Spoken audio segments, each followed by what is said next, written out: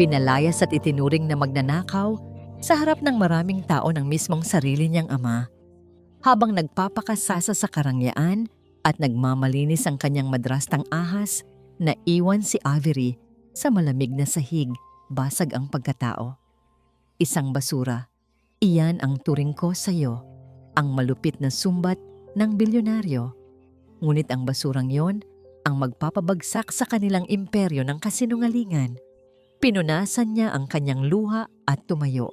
Handa na ba silang harapin ang galit ng isang anak na pinagkaitan? Hubarin mo yan. Isang hamak na tagalinis ka lang. Paano napunta sa marumi mong leeg ang kwintas ng asawa ko? Magnanakaw. Ang malagim at umalingaw-ngaw na boses ng bilyonaryong si Leandro Aragon ay tila patalim na humati sa masayang musika ng marangyang salusalo. Nakaluhod si Avery sa malamig at makintab na sahig na gawa sa marmol. Mahigpit na nakahawak sa isang basang-basahan. Kanina lamang ay maingat niyang pinupunasan ang natapong alak ng isang panauhin upang walang madulas na mayaman sa bulwagan. Ang kanyang mga kamay ay magaspang, puno ng kalyo mula sa walang katapusang pagkayod sa gabi upang maipon ang barya-baryang pambili niyang gamot sa puso ng batang si Maya. Ngunit ngayon, ang tanging nagbibigay sa kanya ng lakas, ang gintong palawit na nakatago sa ilalim ng kanyang kupas na uniforme, ay pilit na inilalantad at hinuhusgahan ng mga matang mapangmata. Isang matinding paninikip ang gumapang sa lalamunan ni Avery. Tila namanhid ang kanyang mga braso at binti, dahilan upang mabitawan niya ang basahan ng hindi namamalayan.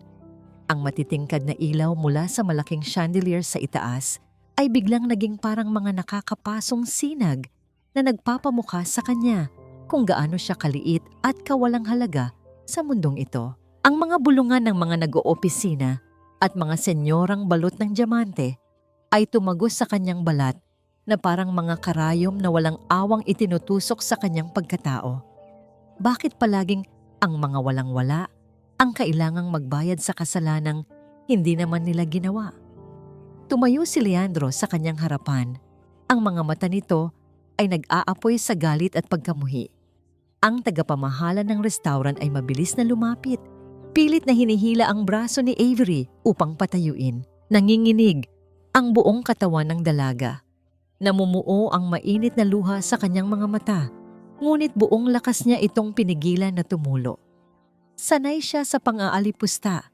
Sanay siya sa gutom at pagod, ngunit hindi niya hahayaang yurakan ng sinuman ang nag-iisang alaala ng inang hindi niya nakasama. Wala po akong ninanakaw, sir. Nanginginig, ngunit may diin na wika ni Avery. Pilit niyang binabawi ang kanyang braso mula sa mahigpit na hawak ng tagapamahala. Kahit kailan, hindi po ako kumuha ng hindi sa akin. Galing po ito sa ina ko. Isang mapaklang tawa ang kumawala sa mga labi ni Leandro. Tiningnan niya si Avery mula ulo hanggang paa.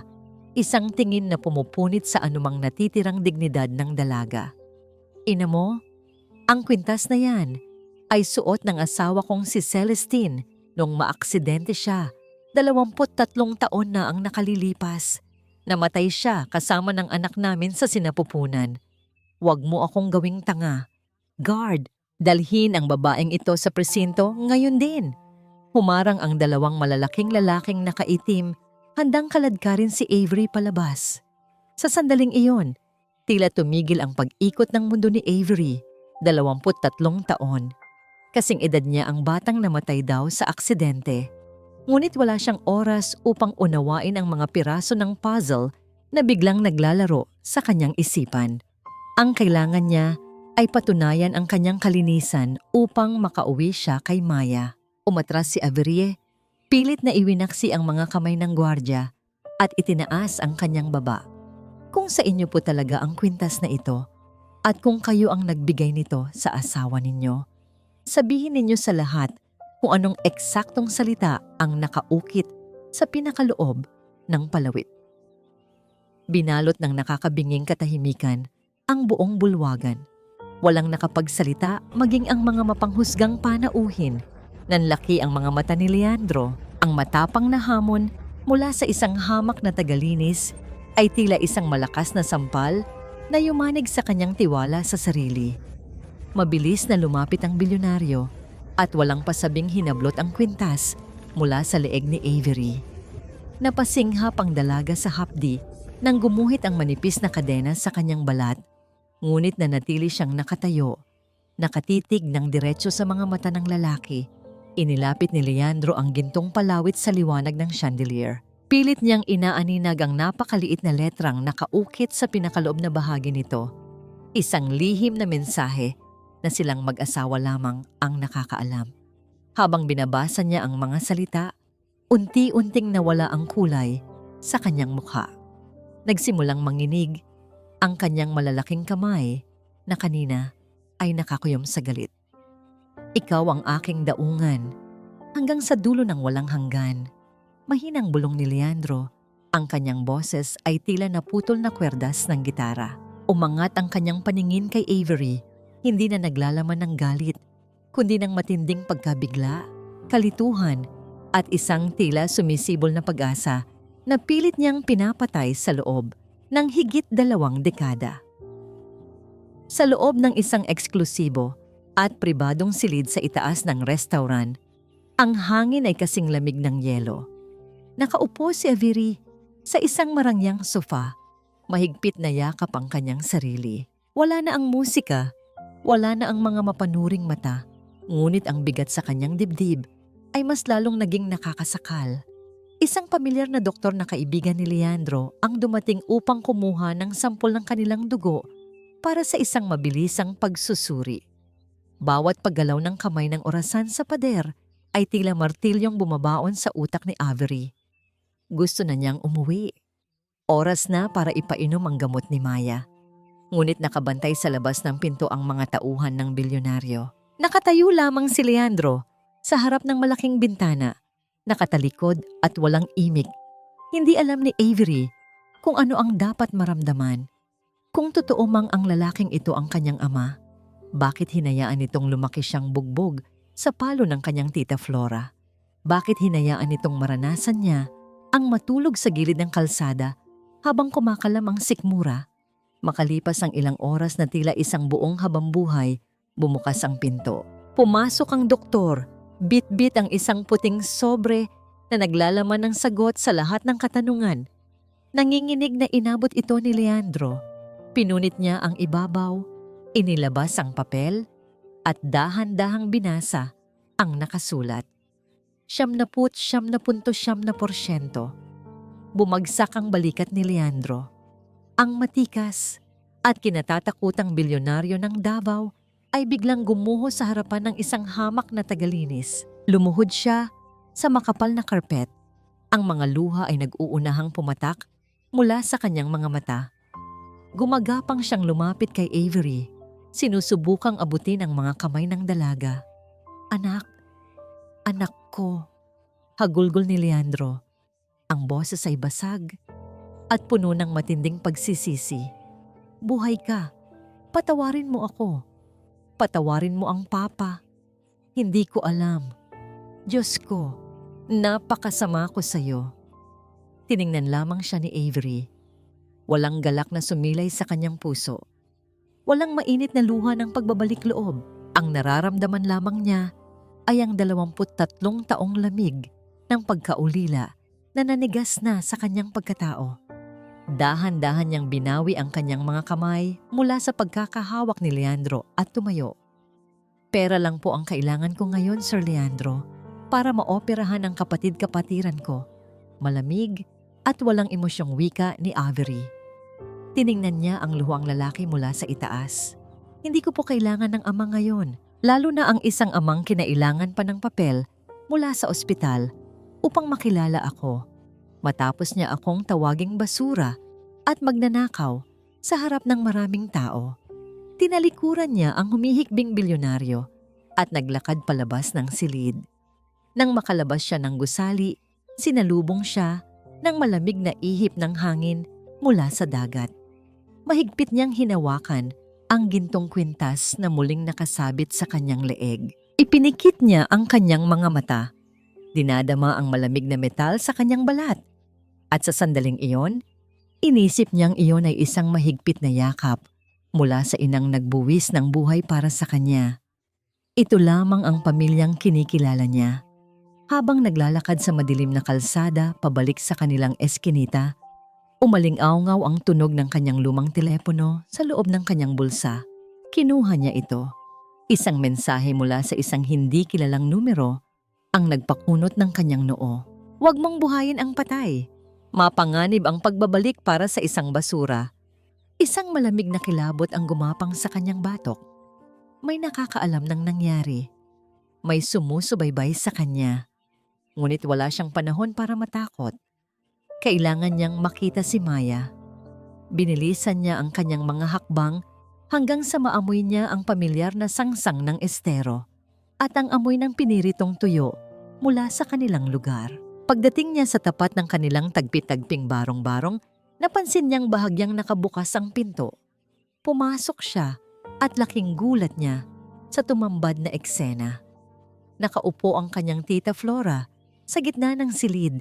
Malaki ang nangiti at nanlalaki ang mga matang nagbibilang ng makakapal na bungkos ng libu-libong piso. Sa tabi nito ay isang pamilyar na puting sobre na may selyo ng pamilya Aragon. Nauna na itong ipinadala ni Leandro ng palihim. Ngunit ang dumurog sa puso ni Avery ay ang pigilan ng hikbi mula sa madilim na sulok ng kwarto. Nakadapa ang maliit at payat na si Maya sa lumang banig. Namumutla ang bata. Hawak ang kanyang dibdib dahil sa hirap sa paghinga. Habang malinaw na nakamarka ang isang sariwa at malaking pasa sa kanyang munting braso. Mabilis na lumapit si Avery at niyakap ang bata. Habang ang halakhak ng kanyang tita Flora ay tila demonyong nagdiriwang sa gitna ng kanilang dusa. Ligtas nga ba siya sa katotohanan? O ito pa lamang ang simula ng kanyang tunay na kalbaryo? Aba, umuwi na pala ang senyorita ng mga Aragon. Huwag mo akong tignan ng ganyan, Avery. Utang na loob mo sa akin ang buhay mo at nararapat lamang na bayaran ng bilyonaryo mong ama ang lahat ng taon na pinagtiisan kita. Ang matinis at mapang-insultong tinig ni Tita Flora ay tila punyal na humihiwa sa masikip nilang barong-barong. Nakatayo ang matanda habang mahigpit na nakayakap sa makapal na sobrang naglalaman ng perang inaasahan sana ni Avery para sa buhay ni Maya. Baka sa mukha nito ang kasakiman, walang pakialam sa bata na pilit humihinga ng maayos sa sulok ng madilim na kwarto. Sumiklab ang galit sa dibdib ni Avery. Hindi niya alintana ang pagod mula sa kahihiyang sinapit niya kanina. Ang tanging nasa isip niya ay ang maputlang mukha ng batang itinuring na niyang tunay na kapatid. Lumapit si Avery at sinubkang agawin ng sobre. Nagmakaawa siya, lumuluhod sa maruming sahig na gawa sa pinagtagpi-tagping linoleum. Ipinaliwanag niyang ang perang iyon ay hindi pambayad sa anumang utang na loob, kundi para sa butas na puso ni Maya na kailangang maoperahan sa lalong madaling panahon. Ngunit tila naging bato ang puso ng kanyang tiyahin. Isang malakas na pagtulak ang natanggap niya. Dahilan? Upang mapasalampak siya sa sahig at tumama ang kanyang balikat sa gilid ng lumang mesa. Kung hindi kita pinulot sa basurahan noong sanggol ka, matagal ka nang inuud sa lansangan. Kulang pa ang perang ito sa dami ng isinubo mong kanin mula sa kaldero ko. Walang awang bulyaw ni Tita Flora. Pilit nitong ipinagtatanggol ang sariling kasakiman gamit ang nakakalasong katwiran ng utang na loob. Kinaladkad nito si Avery palabas ng pinto at walang awang itinulak sa malamig na kalsada. Ang malakas na pagbagsak ng pintuan na isinara sa kanyang harapan ay tumapos sa anumang pag-asa niyang mabawi ang pera. Naiwang nakaupo si Avery sa malamig na semento, nakatingin sa saradong pinto. Umikot ang kanyang paningin sa eskinita kung saan siya lumaki. Amoy ng estero, amoy ng kahirapan, at ngayon, amoy ng kawalan ng pag-asa. Narinig niya ang mahinang ubo ni Maya mula sa loob. Walang ibang paraan. Nilunok ni Avery ang bawat butil ng kanyang natitirang dignidad. Kinuha niya ang kanyang lumang telepono na may basag na screen at nanginginig na pinindot ang numerong ibinigay sa kanya ng doktor kanina. Ilang sandali pa, isang marangyang itim na sasakyan ang maingat na gumapang sa makipot at lubak-lubak na kalsada ng kanilang komunidad. Ang kinang ng sasakyan ay isang malaking sampal sa kahirapan ng paligid.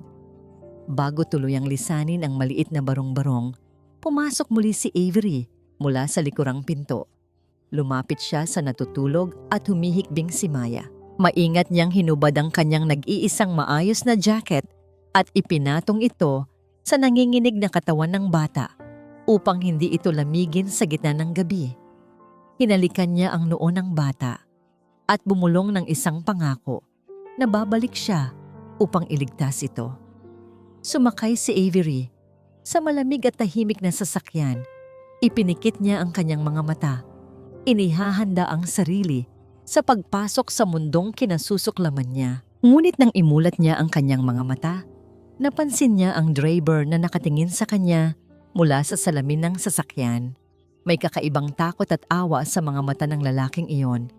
Tila ba may alam itong isang malagim na lihim at nakikita niya si Avery bilang isang tupang inihahatid sa mismong bahay katayan nito. Gusto sanang magtanong ni Avery, ngunit ibinaling agad ng driver ang paningin sa daan. Pilit na itinatago ang kaba. Makalipas ang mahigit isang oras, tumigil ang sasakyan sa harap ng isang napakalawak na mansyon na napapaligiran ng matataas na pader at naglalakihang mga puno. Isang malawak na pintuang gawa sa matigas na kahoy ng mahogany ang bumungad sa kanya. Bumaba siya ng sasakyan.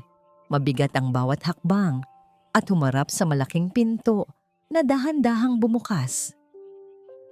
Hindi ang kanyang ama ang sumalubong sa kanya. Nakatayo sa gitna ng nakakabinding liwanag ng bulwagan, si Doña Isabel, ang pangalawang asawa ni Leandro.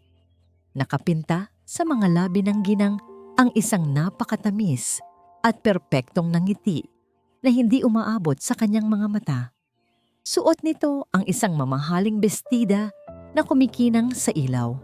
Ngunit ang pagtingin nito kay Avery ay puno ng lason na handang tumuklaw sa sinumang magtatangkang umagaw sa kanyang kaharian. Ang mabigat na tunog ng pagsasara ng malaking pintuang gawa sa mahogany sa likuran ni Avery ay tila hudyat na wala na siyang kawala sa impyernong binalot ng ginto. Napakaganda mo sigurong tingnan sa damit na ito, Hija. Gusto kong maramdaman mong tanggap ka sa pamamahay na ito.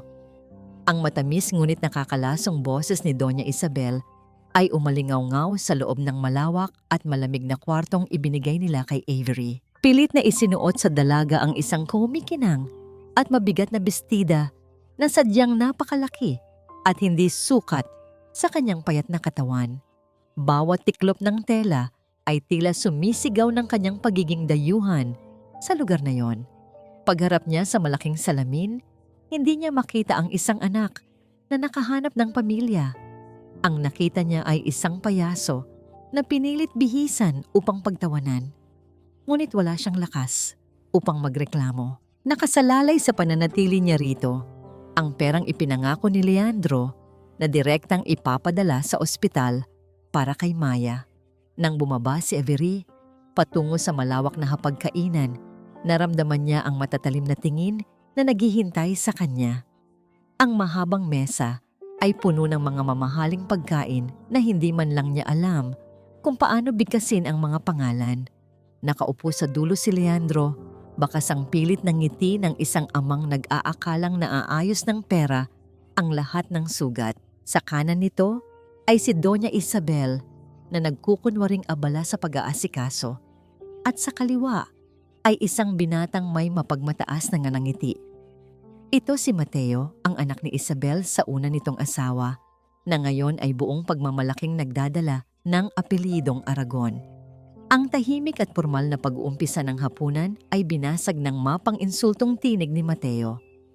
Walang paligoy-ligoy at puno ng pagkasuklam nitong tiningnan ng dalaga. So, magkano ba talaga ang target mo, Avery? Millions? Properties? Nakakabilib din naman ang timing mo. Lumitaw ka kung kailan malapit na ang anibersaryo ng kumpanya. You're quite a professional gold digger, aren't you? Humigpit ang hawak ni Avery sa kanyang kubyertos. Umakyat ang init sa kanyang mukha, ngunit pinilit niyang panatilihin ang paggalang. Tumingin siya ng diretso sa mga mata ng binata. Wala akong hinihinging kahit ano, maliban sa tulong para sa kapatid-kapatiran kong may sakit.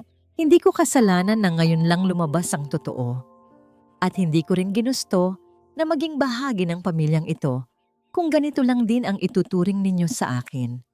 Bago pa man makasagot si Mateo, pumagit na si Doña Isabel gamit ang kanyang pinakamagaling na sandata, ang magpanggap na biktima at tagapamayapa. Mahinahon nitong hinawakan ang braso ng kanyang asawa habang nagpapalabas ng pekeng awa sa kanyang mga mata. Hayaan mo na, Mateo. Malumanay ngunit may diin na wika ni Isabel. Sinisiguro na maririnig ang bawat salita ng lahat ng katulong na nakatayo sa paligid. Huwag mo nang patulan ng kapatid mo.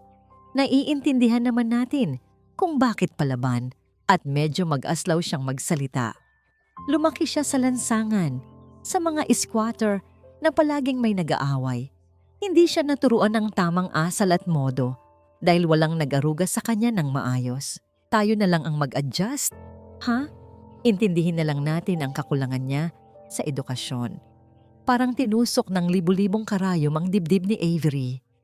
Ang mga salitang yon na binalot sa asukal ay mas masakit pa kaysa sa tuwirang sampal. Ginawa siyang walang modo at palengkera sa harap mismo ng kanyang ama, habang si Isabel ay nagmumukhang isang santa na puno ng pasensya.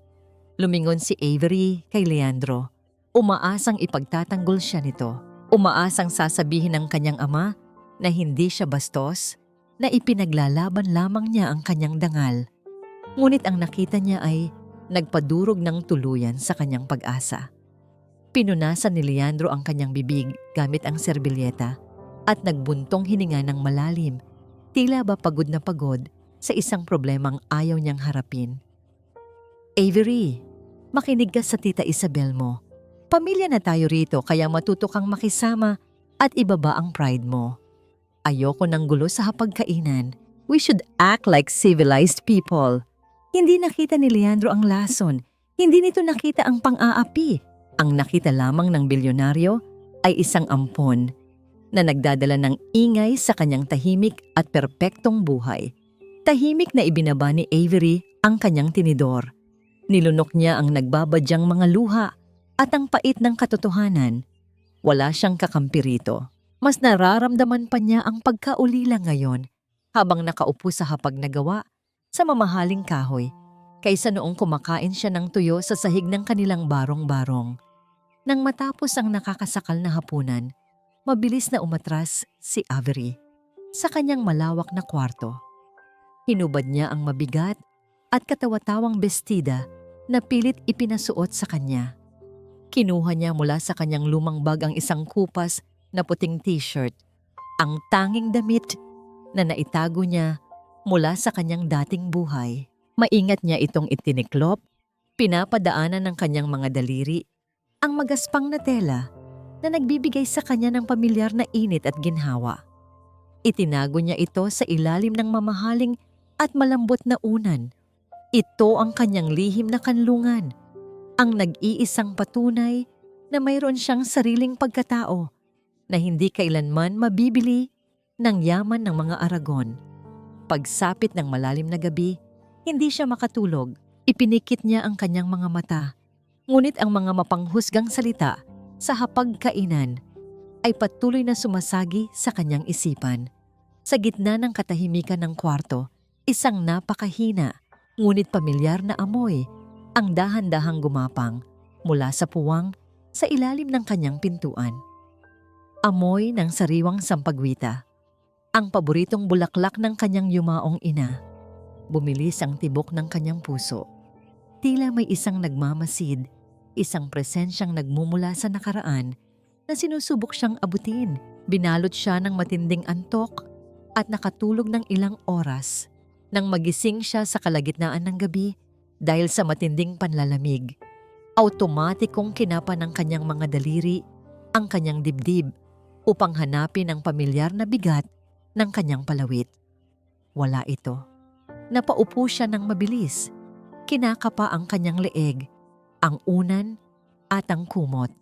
Nanlaki ang kanyang mga mata sa matinding gulat nang mabaling ang kanyang paningin sa maliit na mesa sa tabi ng kanyang kama.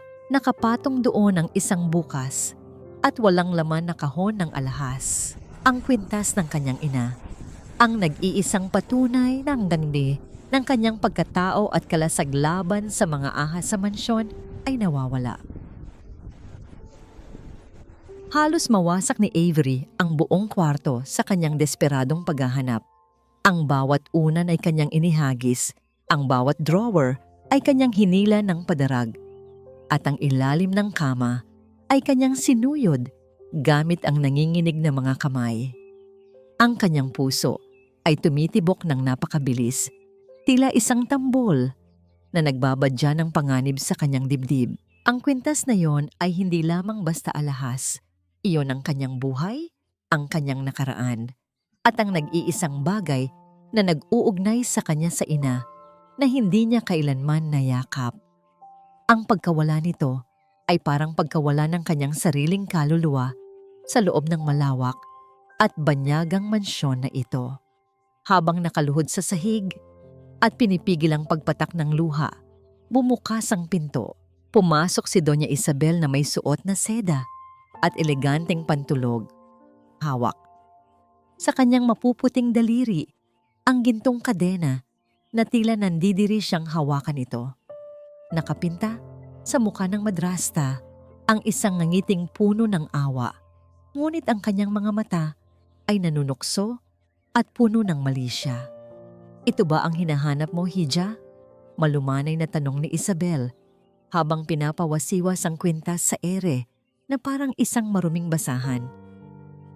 Nakita ito ng mga katulong sa basurahan sa labas ng pinto mo kaninang umaga. "Diyos ko, napakaburara mo naman pala.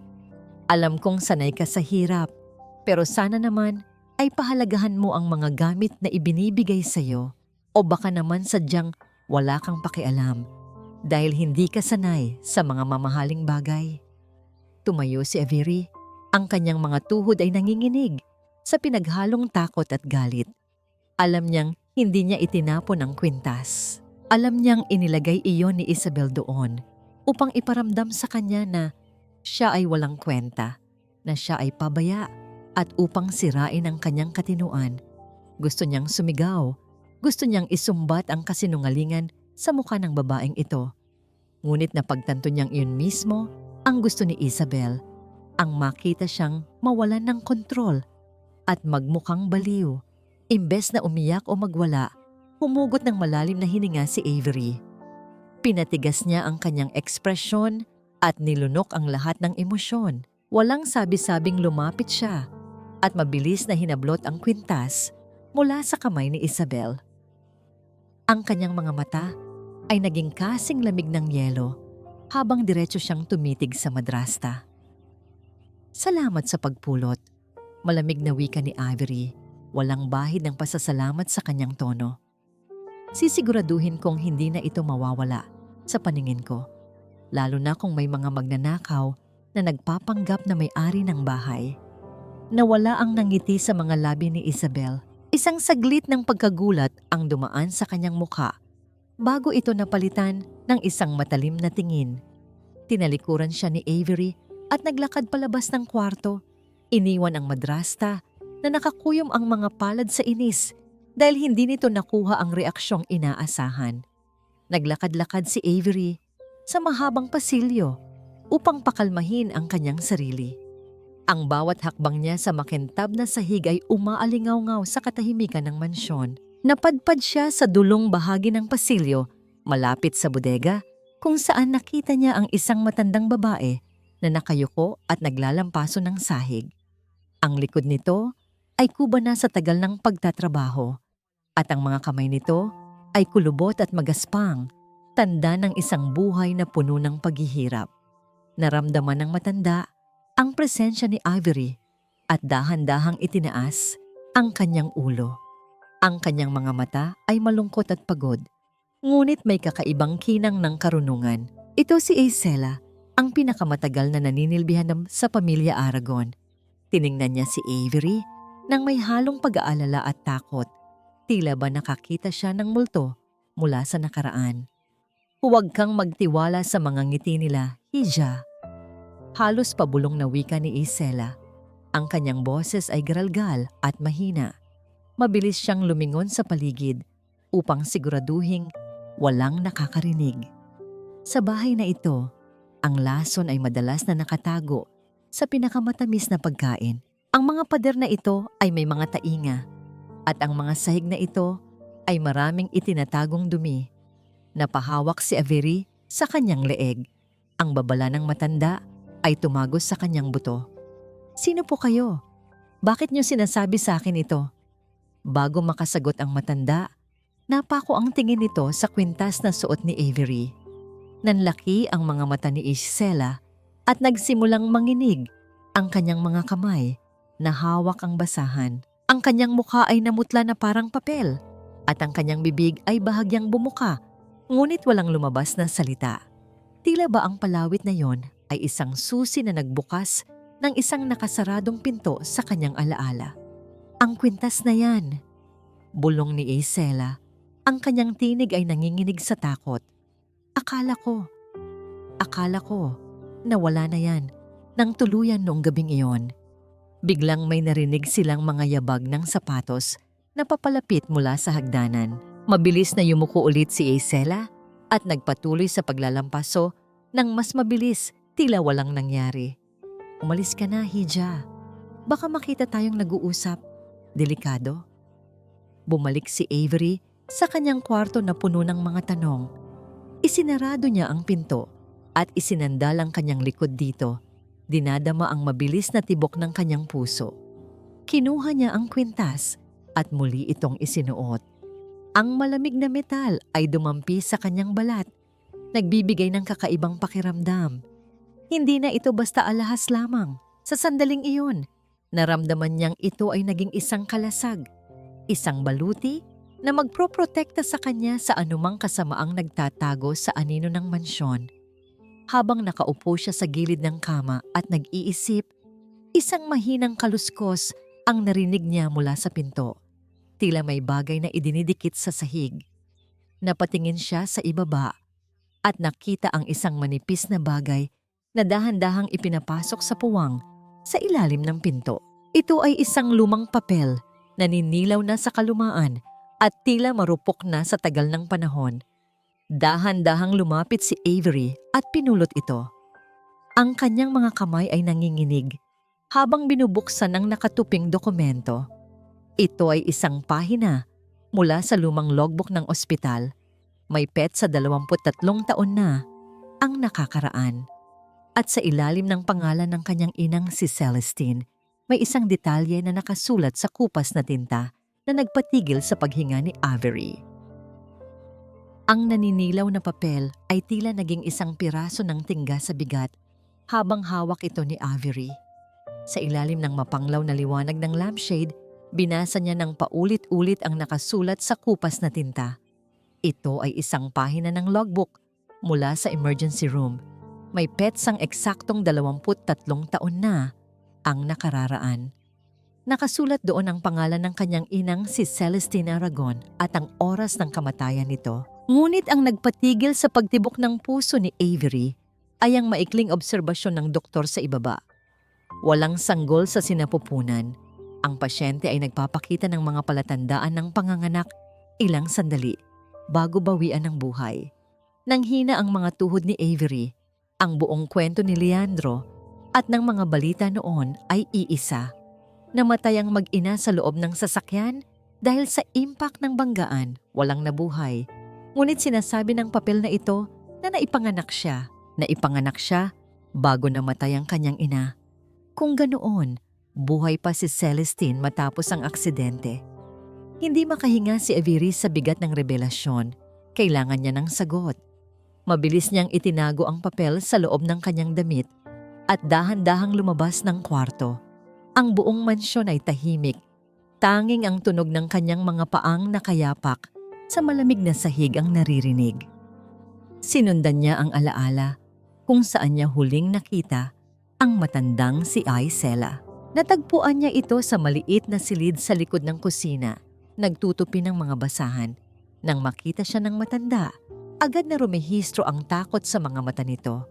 Mabilis na isinara ni Avery ang pinto at inilabas ang papel. "Ikaw ang naglagay nito sa kwarto ko, hindi ba?" Nanginginig na tanong ni Avery. "Ikaw ang nurse na nakapirma rito. Sabihin niyo po sa akin ang totoo. Ano ang nangyari sa nanay ko?" Napahagulhol si Isela at napaupo sa isang lumang bangkito. Ang bigat ng 23 taong paglilihim ay tila biglang bumagsak sa kanyang makukubang balikat. "Patawarin mo ako, Hija. Patawarin mo ako sa katahimikan ko." Humihikbing wika ng matanda. Malakas ang ulan noon. Panimula ni Isela. Ang kanyang tinig ay puno ng pighati. Dinala sila sa ospital, pero huli na. Ang sabi ng mga pulis, patay na sila. Pero noong sinuri ko ang katawan ng iyong ina, nakikita kong wala na ang sanggol sa kanyang tiyan at ang kanyang mga kuko, puno ito ng putik at lupa. Lumapit si Avery. Ang kanyang mga luha ay nagsisimula ng pumatak. "Anong ibig niyong sabihin?" Hindi siya namatay agad sa banggaan, Avery. Pagpapatuloy ni Isela, tumingin ito ng diretso sa mga mata ng dalaga. Gumapang siya. Kahit wasak na ang kanyang katawan, gumapang siya palabas ng sasakyan sa gitna ng bagyo para iluwal ka. May isang babaeng namamasura sa di kalayuan na nakakita sa aksidente. Ibinigay ka ni Celestine sa kanya. Ang huli niyang hininga ay ginamit niya para magmakaawa na iligtas ka. Isang malamig na kamay ang tila sumakal sa puso ni Avery. Ang babaeng namamasura, si Tita Flora. Kaya pala ganoon na lamang ang sumbat nito tungkol sa utang na loob. Hindi siya basta pinulot sa basurahan. Siya ay ipinagkatiwala ng isang inang naghihingalo. Ang kanyang buhay ay binayaran ng huling hininga ng kanyang ina. May isa pa, Hija? Bulong ni Isela, mas mahina ngayon at puno ng takot. Kinuha ng matanda ang isang maliit na bagay mula sa ilalim ng kanyang higaan. Isa itong maliit na lampin na nanigas na sa tagal ng panahon. May mantsa ng kulay kalawang na dugo. "Ito ang suot mo nung gabing iyon. Itinago ko ito. Dugo ito ng nanay mo, Avery. Nung gabing iyon, bago ang aksidente, may nakita akong lalaki sa talyer. Nakita kong may ginalaw siya sa ilalim ng sasakyan. Putol ang preno. Hija, hindi yun aksidente. Pinatay ang nanay mo." Halos mabitawan ni Avery ang lampin. Ang mantsa ng dugo ay tila nagliyab sa kanyang mga palad. Ang kalungkutan ay napalitan ng isang umaapoy na galit. Hindi aksidente, pagpatay. At ang kriminal ay malayang namumuhay habang siya ay nagdusa sa loob ng mahabang panahon. Sino ang may gawa nito? Nanggigil na tanong ni Avery. Bago pa makasagot si Isela, narinig nila ang matalas na tunog ng takong ng sapatos na papalapit sa pasilyo. Ang pamilyar at nakakabahalang yabag ay huminto sa tapat ng pinto. Mabilis na nag-isip si Avery. Pinahid niya ang kanyang mga luha at itinago ang lampin sa kanyang likuran. Nang bumukas ang pinto at iluwan nito si Doña Isabel, agad na binago ni Avery ang kanyang ekspresyon. "Ano ba naman yan? Ilang beses ko bang sasabihin sa'yo na ayusin mo ang paglalaba ng damit ko?" Sigaw ni Avery kay Isela. Ang kanyang boses ay puno ng pekeng inis at pagmamataas. "Ang dumi-dumi pa ng kwelyo. Ganito ba kayo tamad magtrabaho rito?" Natigilan si Isela, ngunit mabilis na nakuha ang senyas. Yumuko ito at nagkunwaring natatakot. "Pasensya na po, senyorita. Uulitin ko na lang po." Isang ngiti ng kasiyahan ang gumuhit sa labi ni Doña Isabel. Tila aliw na aliw siya sa nakikita. Para sa kanya, ang marinig si Avery na nag-aasal amo at naninigaw ng katulong ay isang tagumpay. Unti-unti na niyang nalalason ang pagkatao ng dalaga. "Hayaan mo na yan, Avery." Malambing na wika ni Isabel habang pinapasadahan ng tingin ang kaawa-awang matanda. "Matanda na kasi at ulyanin. Halika na sa sala. May mahalagang iya-anunsyo ang papa mo." Sumunod si Avery kay Isabel, ngunit bago siya lumabas, nagpalitan sila ng makahulugang tingin ni Isela. Ang sikreto ay nabunyag na at ang giyera ay nagsimula na. Sa malawak na sala, nakatayo si Leandro. Hawak ang isang baso ng alak. Masaya ang aura nito. Tila walang alam sa mga aninong gumagapang sa kanyang sariling pamamahay. Avrie, hiya. Tawag ni Leandro nang makita ang anak. Nagdesisyon na ako. Sa susunod na linggo, sa anibersaryo ng kumpanya, ipapakilala kita sa buong lipunan bilang aking tunay na tagapagmana. Magkakaroon tayo ng grandiyosong selebrasyon. Lahat ng mata ay nasa iyo. Nanlamig si Avery.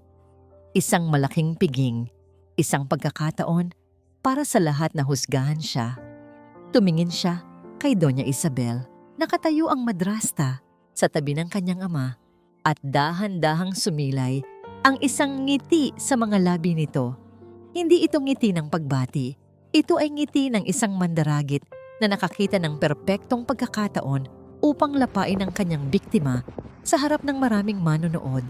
Alam ni Avery na ang gabing iyon ay hindi magiging selebrasyon. Ito ay magiging isang bitag. Ngunit hawak niya ang dugo ng kanyang ina at sumumpa siya sa hangin na hindi siya magpapatalo ng walang laban.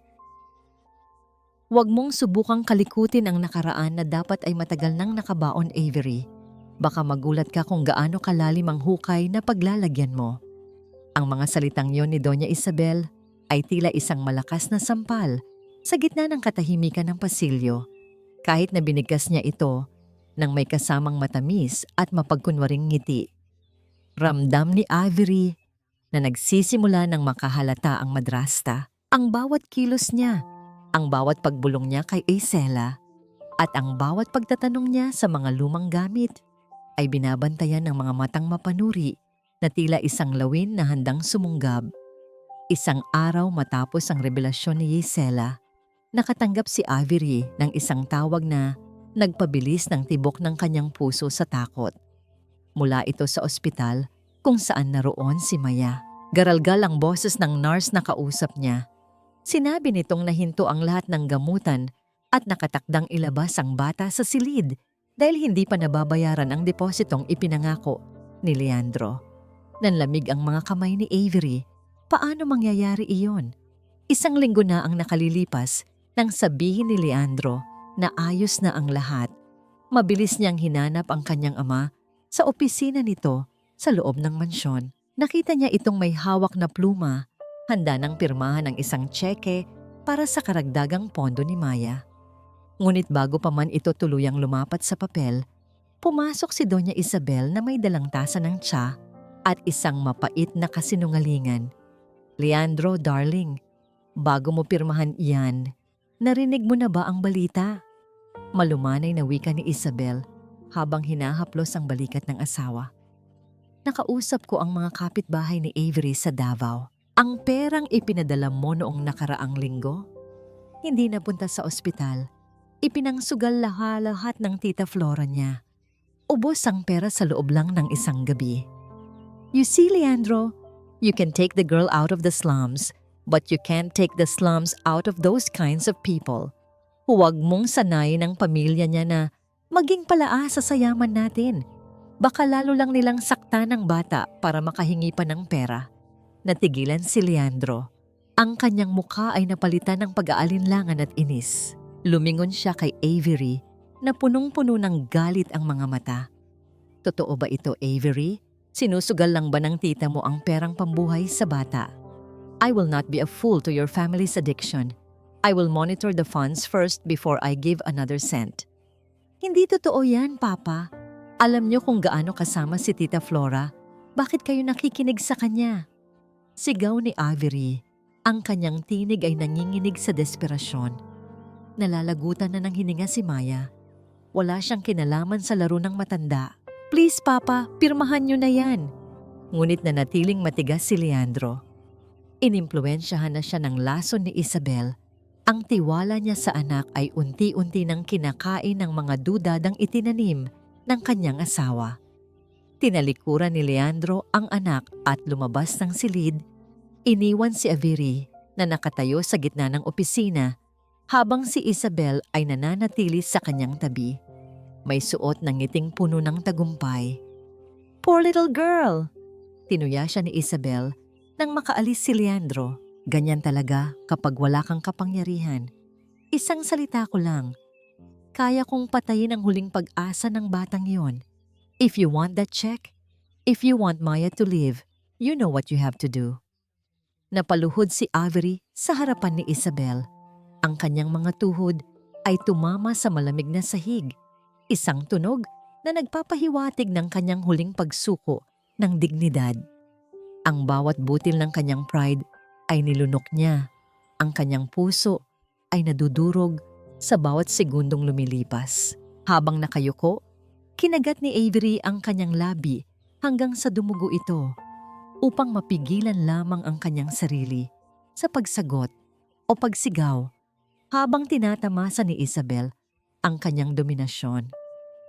"Please, Madam Isabel, parang awa niyo na. Huwag niyo pong idamay ang bata.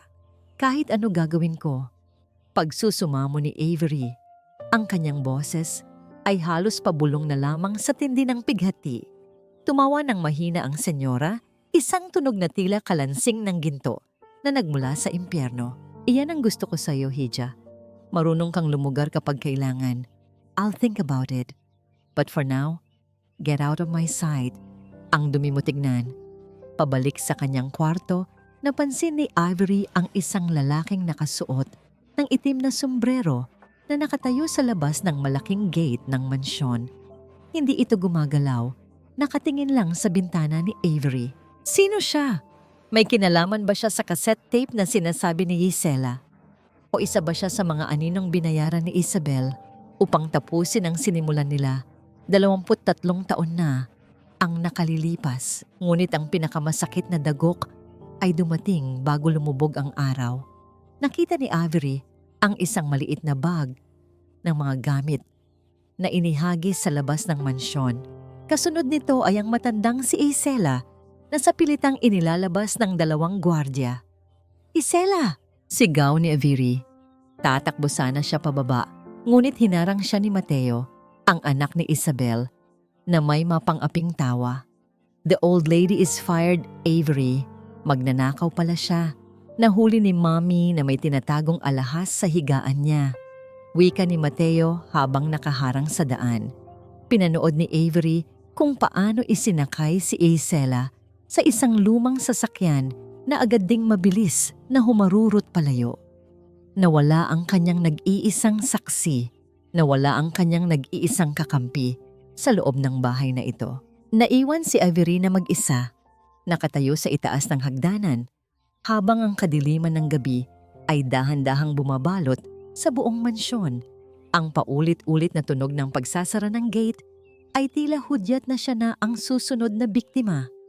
Sa ilalim ng madilim na langit na tila nagbabadya ng isang malakas na unos, mabilis na kumilos si Avery. Hindi siya papayag na matapos ang lahat sa pananakot ni Isabel. Gamit ang isang lumang kumot, itinali niya ito sa pasamano ng kanyang balkonahe at dahan-dahang bumaba. Iniinda ang hapdi sa kanyang mga palad habang dumadaos-dos sa magaspang na tela. Ang bawat kaluskos ng mga dahon at ang bawat huni ng kuliglig ay tila babala ng panganib. Ngunit ang imahe ng naghihingalong si Maya ang nagtulak sa kanya upang magpatuloy. Hindi na siya ang mahinang dalaga na pumasok sa mansyong ito. Ang bawat hakbang niya sa maputik na kalsada ng lanang ay puno ng determinasyon. Alam niya ang bawat sulok ng Davao, ang bawat eskinita kung saan nagtatago ang mga taong ayaw mahanap.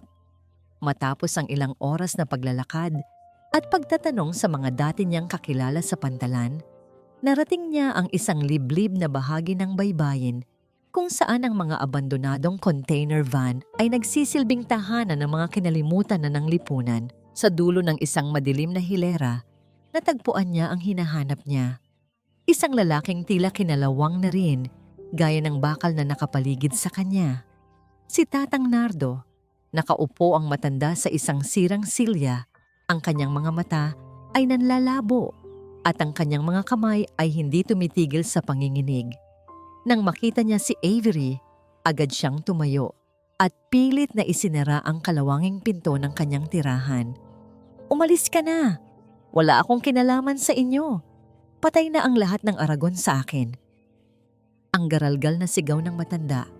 Ang boses ay puno ng takot na tila nakakita ng isang multo. "Tatang Nardo, hindi ako aalis hanggat hindi mo sinasabi ang totoo." Sigaw ni Avery habang pilit na hinahawakan ng pinto. "Anak ako ni Celestine. Tingnan niyo ito." Inilabas ni Avery ang gintong kwintas at ang maliit na damit ng sanggol na may bahid ng tuyong dugo. Sa gitna ng dilim, ang kinang ng alahas at ang mantsa ng nakaraan ay tila nagliyab. Natigilan ang matanda. Ang kanyang panginginig ay lalong lumala at dahan-dahan siyang napaupo sa sahig, humihikbi ng walang tunog. "Diyos ko, ang batang yon. Ikaw ang batang yon," bulong ni Nardo. 23 taon akong hindi makatulog. Bawat patak ng ulan, naririnig ko ang sigaw ng nanay mo. Hindi ko ginusto yon, Hija. Pinilit lang ako. Binayaran ako para putulin ang preno ng sasakyan. Sabi nila, walang mamamatay. Sabi nila, tatakutin lang. Lumuhod si Avery sa harapan ng matanda. Ang kanyang mga luha ay malayang dumadaloy. "Sino ang nag-utos sa inyo, tatang? Sino ang pumatay sa nanay ko?" Dahan-dahang tumayo si Nardo at may kinuhang isang lumang lata ng biskwit sa ilalim ng kanyang higaan. Mula sa loob nito, inilabas niya ang isang lumang cassette tape, ang tape na tila nangingitim na sa dumi at kaluman. "Ito ang hawak ko, Hija. Ito ang dahilan kung bakit hindi nila ako mapatay-patay, dahil alam nilang may itinatago ako," wika ni Nardo. Nandyan ang boses niya. Noong gabing bago ang aksidente, palihim kong inire-record ang pag-uusap namin sa talyer. Narinig ko ang lahat. Ang boses ng babaeng may pusong bato. Nanginginig na tinanggap ni Avery ang tape. Ito na ang sandaling hinihintay niya. Ang katotohanang wawasak sa pader ng kasinungalingan ni Isabel. Ngunit, bago pa man siya makapagsalita, ang katahimikan ng gabi ay binasag ng tunog ng mabilis na pag-ikot ng gulong ng sasakyan sa ibabaw ng graba sa di kalayuan. "Nahanap nila tayo," ang nanlilisik na babala ni Nardo. "Takbo, Avery. Huwag kang hihinto hanggat hindi ka nakakarating sa ligtas na lugar. Huwag mong hayaang makuha nila ang tape na yan." Mabilis na isinilid ni Avery ang tape sa loob ng kanyang damit. Mahigpit itong idinikit sa kanyang balat na tila bahagi na ito ng kanyang pagkatao. Tumakbo siya patungo sa madidilim na eskinita. Nararamdaman ang liwanag ng mga flashlight na pilit siyang hinahabol. Ang bawat paghinga niya ay tila saksak sa kanyang baga, ngunit hindi siya tumigil. Ginamit niya ang kanyang kaalaman sa mga tagong lagusan ng Davao upang maligaw ang mga humahabol sa kanya. Hingal na hingal at puno ng putik, nakabalik si Avery sa mansyon bago pa man mag-umaga. Muli siyang umakyat sa balkon gamit ang kumot na itinali niya. Ngunit pagtapak niya sa loob ng kanyang kwarto, naramdaman niya agad ang isang kakaibang tensyon. Ang amoy ng sampagwita ay mas matindi ngayon. Tila nanunuot sa kanyang ilong. Dahan-dahan niyang binuksan ang ilaw at halos tumigil ang kanyang puso. Ang kanyang kwarto ay magulo. Ang mga damit ay nakakalat sa sahig. Ang mga gamit ay itinapon at ang kama ay winasak. Sa gitna ng kaguluhan, nakaupo si Doña Isabel sa isang silya. Ang kanyang muka ay nababalot ng isang madilim na anino. Sa kanyang mga kamay, hawak niya ang maliit na damit ng sanggol na may tuyong dugo. Ang huling alaala ni Avery na hindi niya nadala sa kanyang pagtakas. Napakagandang kwento, Hija. Malamig na wika ni Isabel habang pinagmamasdan ang damit na parang isang basurang titingnan. Ngunit ang mga kwentong gaya nito ay palaging nagtatapos sa apoy. Bago pa makakilos si Avery, dahan-dahang itinaas ni Isabel ang isang lighter. Ang maliit na apoy nito ay sumasayaw sa gitna ng silid. handang lamunin ang huling piraso ng katotohanan. Akala mo ba ay mananalo ka sa isang laro na ako ang gumawa ng batas?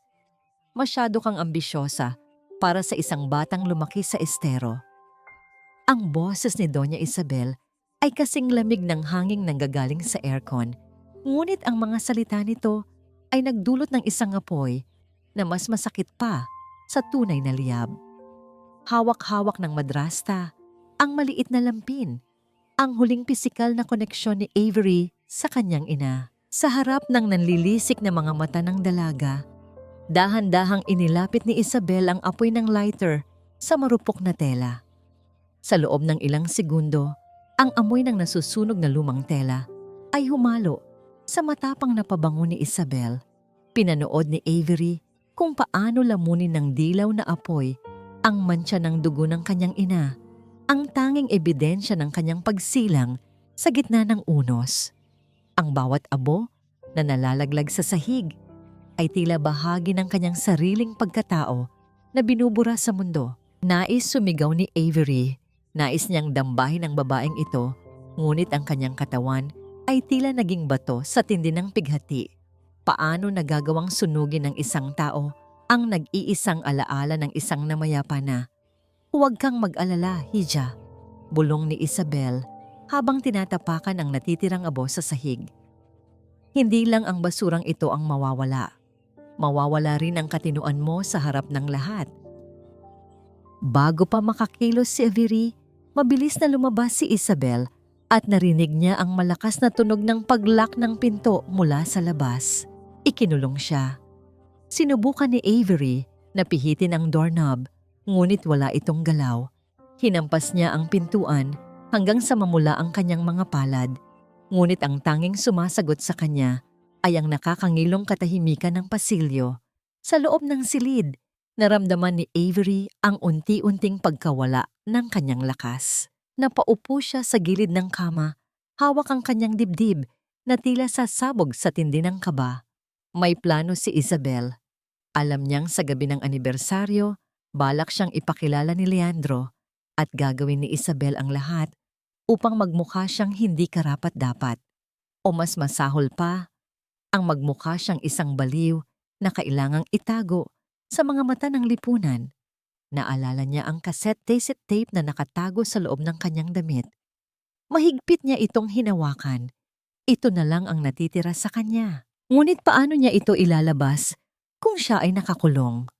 Ang pag-iisip tungkol kay Maya na naghihintay ng kanyang tulong at ang alaala ng kanyang ina na gumapang sa putikan para lamang mabuhay siya ay nagsilbing mitya ng isang panibagong tapang. Hindi siya pwedeng sumuko rito. Tumayo si Avery at inilibot ang paningin sa marangyang kwarto na ngayon ay tila isang gintong selda. Nakita niya ang isang mabigat na florera na gawa sa kristal na nakapatong sa pedestal. Sa labas, narinig niya ang unti-unting paglakas ng masayang musika mula sa grand piano sa ibaba. Nagsisimula na ang pagdiriwang. Nagsisimula na ang pagtitipon ng mga taong huhusga sa kakanya. Binuhat ni Avery ang mabigat na florera. Gamit ang lahat ng kanyang natitirang lakas, inihampas niya ito sa doorknob ng pinto. Ang tunog ng pagbasag ng kristal at ang pagtama ng metal sa matigas na kahoy ay umalingaw-ngaw sa buong silid. Tila isang pagsabog ng galit na matagal nang kinimkim. Hindi ito agad nasira. Inulit niya ito, muli at muli, hanggang sa naramdaman niya ang isang matalim na hapdi sa kanyang kanang kamay. Isang piraso ng kristal ang bumaon sa kanyang palad, at ang mainit na dugo ay nagsimulang dumaloy sa kanyang mga daliri. Ngunit hindi siya tumigil. Sa huling malakas na paghampas, sa wakas ay bumigay ang mekanismo ng pinto. Bumukas ito ng bahagya. Hingal na hingal si Avery. Ang kanyang buong katawan ay nanginginig sa pagod at sakit.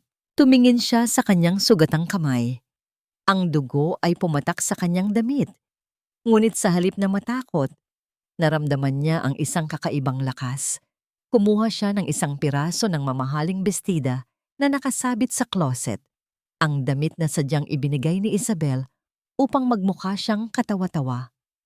Walang pakundangan niya itong pinunit. at ginamit ang mahabang tela upang ibalot ang kanyang dumudugong kamay. Binalot niya ito ng mahigpit, ginagawang isang bendahe ng digmaan, ang simbolo ng kanyang pagkakakulong. Ang telang iyon, na dati ay simbolo ng kanyang kahihiyan, ay naging patunay ngayon ng kanyang determinasyon. Inayos ni Avery ang kanyang gulugulong buhok gamit ang kanyang kaliwang kamay.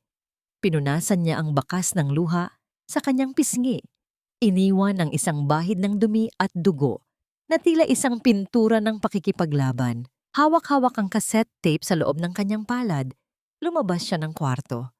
Habang naglalakad siya patungo sa malawak na hagdanan, ang bawat hakbang niya ay tila sumasabay sa pintig ng kanyang puso.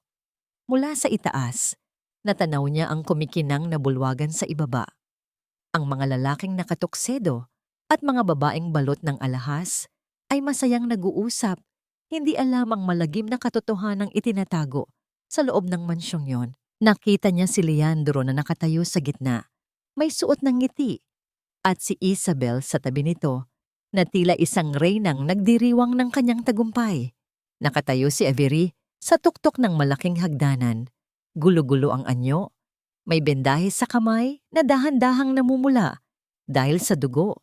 Ngunit ang kanyang mga mata ay nag-aapoy sa isang liwanag na hindi kailanman kayang apulahin ng anumang lighter. Ang masayang musika ng piano ay tila unti-unting naglalaho sa kanyang pandinig, napapalitan ng isang nakakabinging tibok ng katarungan. Narito na siya, at sa pagkakataong ito, hindi na siya ang biktima. Ilabas niyo ang baliw na yan. Hindi niyo ba nakikita? Sinaktan niya ang sarili niya para lang manggulo sa ating anibersaryo. Ang matinis at histerikong sigaw ni Doña Isabel ay bumasag sa marangyang katahimikan ng bulwagan. Ang lahat ng mata, ang mga matang puno ng panghuhusga, pagtataka at malisya ay sabay-sabay na tumingala sa itaas ng hagdanan. Doon, nakatayo si Avery, isang imahe ng pagkawasak na hinaluan ng nakakabahalang tapang. Ang kanyang puting bestida ay may bahid ng dumi, at ang kanyang kanang kamay na nakabalot sa punit na tela ay dahan-dahang binabahiran ng matingkad na pula ng kanyang sariling dugo. Sa ilalim ng naglalakihang mga chandelier, ang kinang ng mga hiyas ng mga panauhin ay tila naging mura at walang kwenta kumpara sa apoy na naglalayab sa mga mata ng dalaga. Isang nakakabinging bulungan ang gumapang sa buong silid, tila mga aniningatan nag-uusap tungkol sa eskandalong nasasaksihan nila. Si Leandro, na kanina ay nakatayo nang may pagmamalaki, ay tila naging isang estatwa.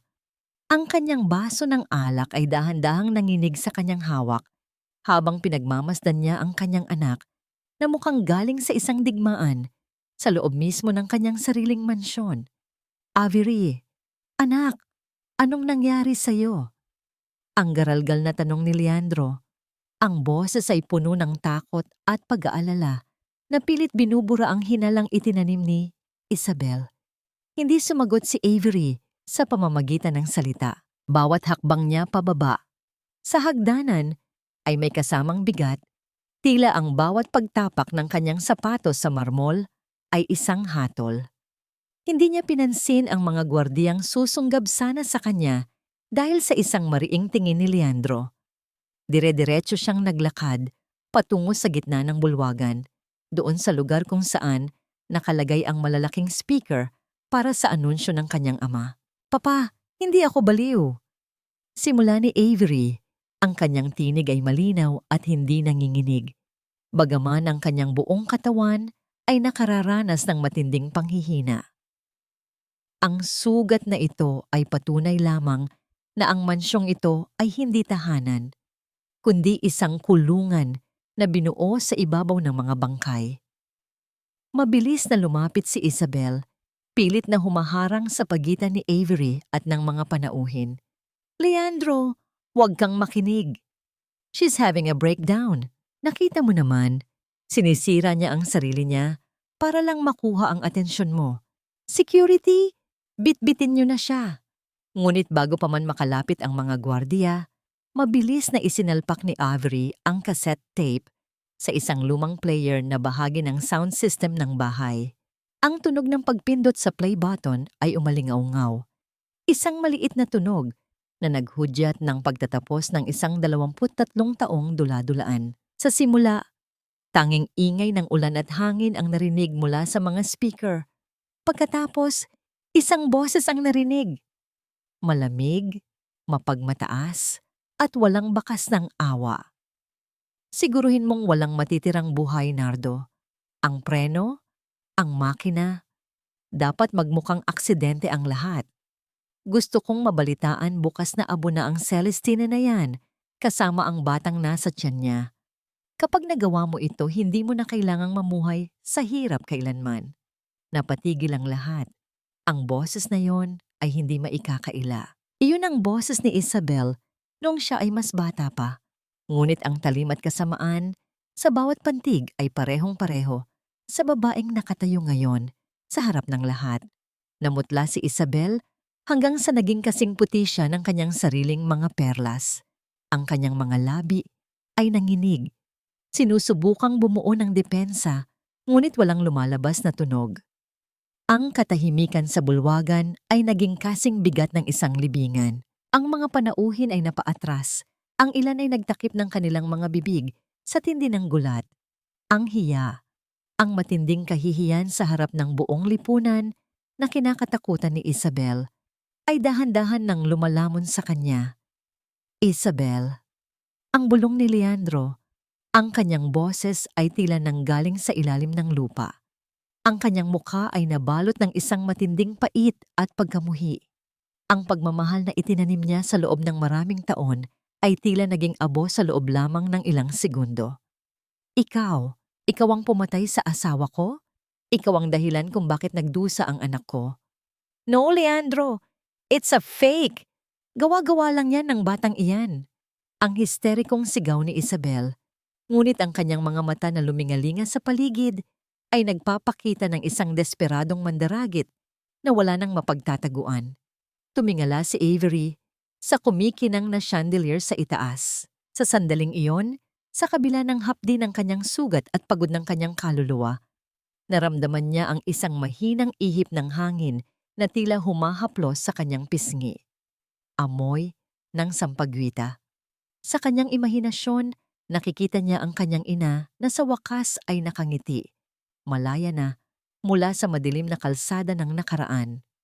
Ngunit ang katahimikan ay biglang naputol ng isang matalas na tunog. Dahil sa matinding desperasyon at pagkabaliw, mabilis na dumampot si Isabel ng isang matalim na kutsilyo mula sa mesa ng mga pagkain sa kanyang tabi. Ang kinang ng patalim na nasinaga ng ilaw ay nagbigay ng isang malagim na babala. Sa isang iglap, sumugod ang madrasta patungo kay Avery. Ang mukha nito ay hindi na mukha ng isang tao, kundi ng isang demonyong wala nang balak mawalan. Kung hindi ako magiging masaya, walang matitirang buhay sa inyo. Ang bawat segundo ay tila tumigil sa pag-ikot ng sumugod si Isabel. Ang patalim ay kumikinang sa ilalim ng mga hiyas ng chandelier na tila isang kidlat na handang pumatay. Ang kanyang mukha ay hindi nakakikitaan ng ganda o yaman. Ito ay balot ng isang madilim na desperasyon ng isang taong nawalan ng lahat sa isang iglap. Isang malakas na pagsigaw ang kumawala sa mga panauhin. Ang ilan ay nagtakip ng mga mata at ang ilan ay napaatras sa tindi ng takot. Nakatayo lamang si Avery, hindi dahil sa kawalan ng takot, kundi dahil sa matinding panghihina ng kanyang katawan. Ipinikit niya ang kanyang mga mata, handa nang tanggapin ang huling dagok ng tadhana. Sa sandaling iyon, ang tanging nasa isip niya ay si Maya at ang kanyang ina, na sana ay sapat na ang kanyang ginawa upang mabigyan sila ng katarungan. Ngunit sa halip na ang malamig na talim ng kutsilyo, isang mainit at matikas na katawan ang biglang humarang sa kanyang harapan. Narinig ni Avery ang isang mahinang ungol ng sakit at ang tunog ng pagkabasag ng isang baso sa sahig. Nang imulat niya ang kanyang mga mata, bumungad sa kanya ang likod ni Leandro. Ang kanyang ama, ang lalaking dati ay tila pader na hindi niya maabot. ay ngayon ay naging isang kalasag na handang tumanggap ng anumang sakit para sa kanya. Leandro! Ang histerikong sigaw ni Isabel, ngunit sa pagkakataong ito, ang boses niya ay puno ng gulat. Ang kutsilyo ay bumaon sa balikat ni Leandro at ang pulang mantsa ay dahan-dahang kumalat sa kanyang mamahaling puting polo. Hindi gumanti si Leandro. Nanatili siyang nakatayo. Ang kanyang mga mata ay nakatitig ng may matinding pagkamuhi at pighati sa babaeng minahal niya ng mahabang panahon. Gamit ang kanyang isang kamay, hinawakan niya ang braso ni Isabel nang napakahigpit hanggang sa mabitawan nito ang patalim. Ang kutsilyo ay bumagsak sa sahig, lumikha ng isang matalas na tunog ng metal na tumama sa marmol, na tila hudyat ng katapusan ng lahat. Sa sandaling iyon, ang tunog ng mga sirena ng pulis ay nagsimulang umalingaw-ngaw mula sa labas ng mansyon, dahan-dahang lumalapit at pumupunit sa katahimikan ng gabi. Ang mga pulang ilaw mula sa mga sasakyan ng awtoridad ay sumasalamin sa malalaking bintana, nagbibigay ng isang malagim na kulay sa buong bulwagan. Pumasok ang mga pulis at agad na dinamba si Isabel. Ang reyna ng mansyon ay kinaladkad palabas, ang kanyang buhok ay gulo-gulo, ang kanyang bestida ay punit, at ang kanyang mga mura ay tila bulong na lamang sa gitna ng kahihiyang sinapit niya sa harap ng buong lipunan. Ang hiya na palagi niyang iniingatan ay tuluyan ng naging abo, pinalitan ng isang habambuhay na sumpa ng pagiging kriminal. Dahan-dahang napaluhod si Leandro sa sahig, hawak ang kanyang sugatang balikat. Mabilis na lumapit si Avery. Ang kanyang mga kamay ay nanginginig habang inaalalayan ng kanyang ama. Sa gitna ng gulo, ang lahat ng galit ni Avery ay tila natunaw nang makita niya ang mga luha sa mata ng lalaki. "Anak, patawarin mo ako," bulong ni Leandro. Ang kanyang boses ay puno ng pagsisisi habang pilit na hinahawakan ang mukha ni Avery. 23 taon akong naging bulag. Hinayaan kong magdusa ka habang namumuhay ako sa kasinungalingan. Kung maaari ko lang sanang ibalik ang lahat, gagawin ko. Humagulgol si Avery. Ang bawat hikbi niya ay paglalabas ng lahat ng sakit na itinago niya mula pa noong siya ay bata pa. Sa unang pagkakataon, naramdaman niya ang init ng kamay ng kanyang ama, hindi bilang isang bilyonaryo, kundi bilang isang magulang na handang mamatay para sa kanya. Sa kabila ng lahat ng pagkukulang, sa sandaling ito, nakita ni Avery ang katotohanan na ang dugo ay palaging makakahanap ng paraan upang humingi ng kapatawaran. "Papa," ang unang beses na lumabas ang salitang iyon sa mga labi ni Avery. "Papa, lumaban ka. Huwag mo akong iiwan." Isinakay si Leandro sa ambulansya at hindi bumitaw si Avery sa kanyang kamay. Ang paulit-ulit na tunog ng makina ng pagtibok ng puso sa loob ng sasakyan ay nagsilbing panalangin para sa kanya. Habang binabaybay nila ang daan patungo sa ospital, nakatingin si Avery sa labas ng bintana. Ang mga ilaw ng Davao ay tila nagbibigay ng isang bagong pag-asa. Nakatayo si Avery sa labas ng operating room, mahigpit na hawak ang kwintas ng kanyang ina. Ang bendahe sa kanyang kamay ay puno na rin ng dugo, ngunit hindi na niya nararamdaman ang hapdi nito. Ang tanging nararamdaman niya ay ang isang matinding pag-asa na sa kabila ng lahat ng unos, sa wakas ay narating na rin nila ang dalampasigan. Ang katarungan ay nakamit na at ang paghilom ay nagsisimula na sa bawat pintig ng kanyang puso. 1 taon ang mabilis na lumipas at ang sikat ng araw sa Davao ay tila may dalang bagong pag-asa na humahalik sa bawat sulok ng lungsod. Sa isang malawak at luntiang hardin na tinatanaw ang asul na dagat, isang malakas at masayang tawanan ng isang bata ang bumabasag sa katahimikan. Si Maya, na ngayon ay malusog na at may kulay na ang mga pisngi, ay masayang tumatakbo sa damuhan habang hinahabol ang isang makulay na saranggola. Hindi kalayuan, nakaupo si Leandro sa isang tila tumba-tumbang silya. Bahagyang iika-ika pa rin siya kung lumakad at may pilat sa kanyang balat na palaging magpapaalala sa gabing iyon, ngunit ang kanyang mga mata ay hindi na malamig na parang yelo. Ang bawat tingin niya kay Maya at sa kanyang anak ay puno ng isang init na tila ngayon lamang niya natuklasan sa buong buhay niya. Wala na ang bilyonaryong tanging pera ang alam na solusyon. Ang nakaupo roon ay isang lolo at isang amang natutong makinig sa pintig ng puso kaysa sa ingay ng salapi. Sa kabilang dako ng bansa, sa loob ng isang madilim at malamig na selda, ang tanging naririnig ay ang paulit-ulit na tunog ng pagpatak ng tubig mula sa gripo. Nakaupo si Isabel sa isang sulok. Ang kanyang muka ay puno na ng kulubot at ang kanyang mga mata ay tila nawalan na ng kislap. Wala na ang kanyang mga alahas, wala na ang kanyang kapangyarihan, at wala na ang lipunang pilit niyang nilinlang. Ang bawat araw niya ay binubuo ng matinding pagsisisi at ng hiya na habang buhay na nakaukit sa kanyang pangalan. Ang kanyang kasakiman ng mismong naging rehas na nagkulong sa kanya sa isang buhay na walang pag-ibig. Naglalakad si Avery patungo sa kanyang ama. Bit-bit ang isang tray ng sariwang tsa. Siya na ngayon ang nangunguna sa Celestine Foundation, isang organisasyong tumutulong sa mga kababaihang biktima ng pang-aabuso at mga batang inabandona. Hindi na siya ang hamak na tagalinis na nakayuko sa sahig. Siya ay isang babaeng tumayo mula sa sarili niyang abo.